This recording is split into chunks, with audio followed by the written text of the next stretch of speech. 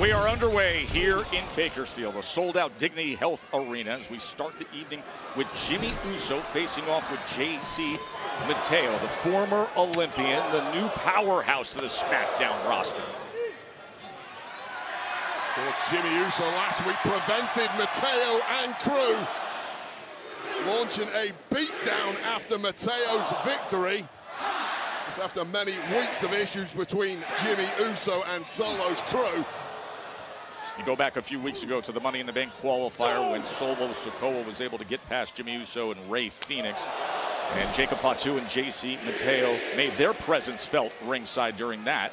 And then 2 weeks ago, a tag team victory, crossbody from up top from Big Jim into the cover and the quick kick out by Mateo. But a couple weeks ago, Mateo and Fatu combined for the tag team victory over Uso and Fenix.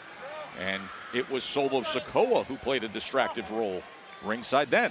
Well, talking about Money in the Bank qualifiers, how about Solo and JC inadvertently costing Jacob Fatu a spot in the Money in the Bank ladder match last week?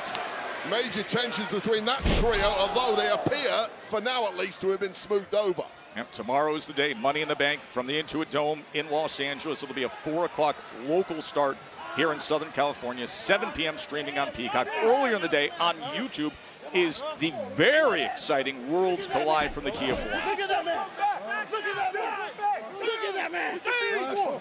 You still come back, okay? It ain't too late, Jimmy. And you hear All you gotta Solo. do is come back. You want to get your ass kicked.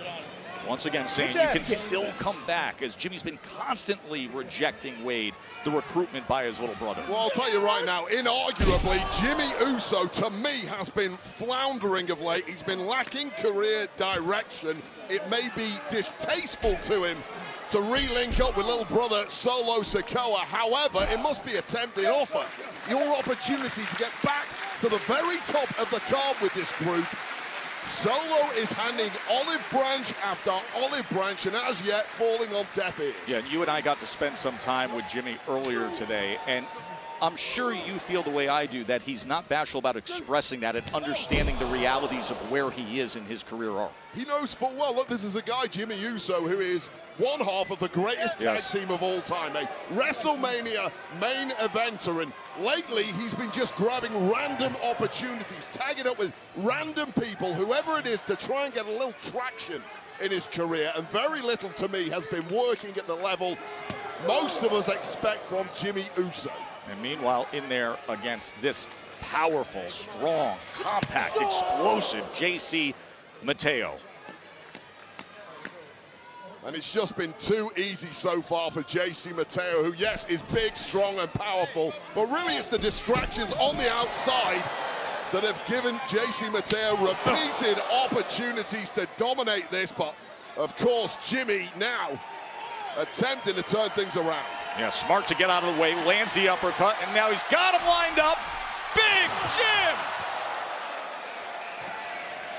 Big Jim going for broke. It's highly effective, but you've got to be concerned about the proximity to Fatu and Solo Sikoa.